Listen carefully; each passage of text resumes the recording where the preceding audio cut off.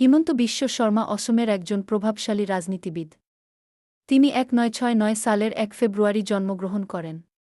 শৈশবে গুয়াহাটিতে পড়াশোনা করে গৌহাটি বিশ্ববিদ্যালয় থেকে রাজনীতি ও আইনশাস্ত্রে উচ্চশিক্ষা অর্জন করেন। ছাত্রজীবন থেকেই রাজনীতির সঙ্গে যুক্ত হন এবং অসম ছাত্র সংস্থার এএসইউ সঙ্গে ঘনিষ্ঠ সম্পর্ক ছিল। তার রাজনৈতিক জীবন শুরু হয় কংগ্রেস পার্টির হাত ধরে। ২০০১ সালে তিনি প্রথমবার বিধায়ক নির্বাচিত হন এবং এরপর রাজ্যের শিক্ষা, স্বাস্থ্য ও অর্থ দপ্তরের মন্ত্রী হিসেবে গুরুত্বপূর্ণ ভূমিকা পালন করেন। কিন্তু কংগ্রেসে অন্তর্দ্বন্দ্ব এবং নেতৃত্বের প্রতি অসন্তুষ্ট হয়ে ২০১৫ সালে তিনি দলত্যাগ করেন। এরপর তিনি ভারতীয় জনতা পার্টিতে বিজেপি যোগ দেন। বিজেপিতে যোগ দেওয়ার পর অসমের রাজনীতিতে নতুন দিক পরিবর্তন ঘটে। ২০১৬ সালে বিজেপির নেতৃত্বে সরকার গঠিত হয় এবং হিমন্ত বিশ্ব শর্মা গুরুত্বপূর্ণ মন্ত্রী হিসেবে দায়িত্ব পালন করেন। তিনি অসমের অর্থনীতি, শিক্ষা এবং অবকাঠামো উন্নয়নে বড় ভূমিকা রাখেন।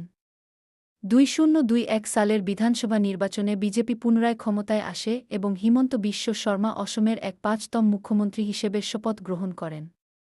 মুখ্যমন্ত্রী হওয়ার পর তিনি এক অসম, শক্তিশালী অসম স্লোগান তুলে ধরেন এবং এনআরসি, সীমান্ত সমস্যা এবং উন্নয়নমূলক প্রকল্পে জোর দেন।